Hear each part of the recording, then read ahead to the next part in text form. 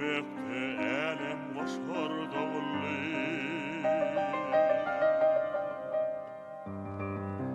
Kağıllaşıp karlar geçti üstünde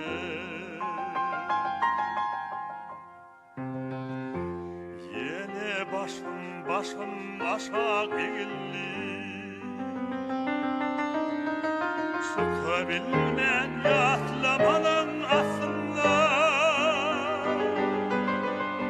Bir yaşıl bir zar bir yar Elem koşar yaşlığımın yolu Görüptüm selbidiğiminde yıkacak Ol dilberim toylabası yalıydı Yalıydı Yalıydı Yalıydı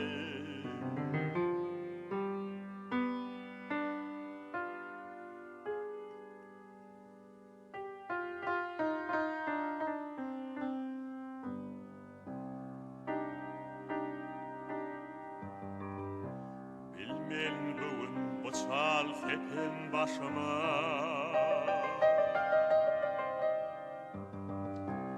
Ak kağıtlarım ak yeleği düştü mü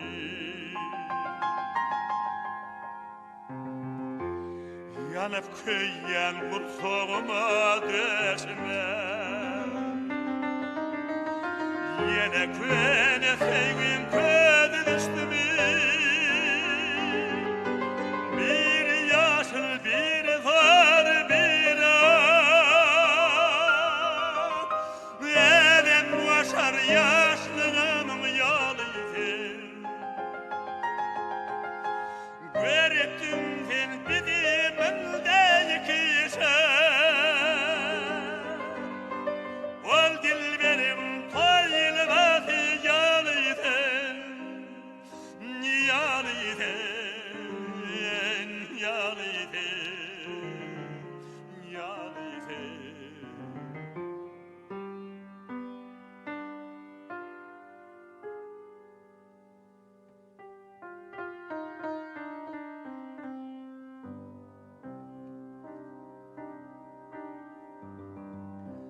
Yine gökte elem koşar dağıllı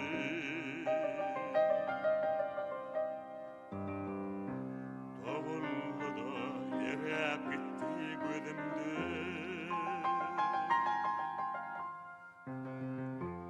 Appak kazan katarları solullu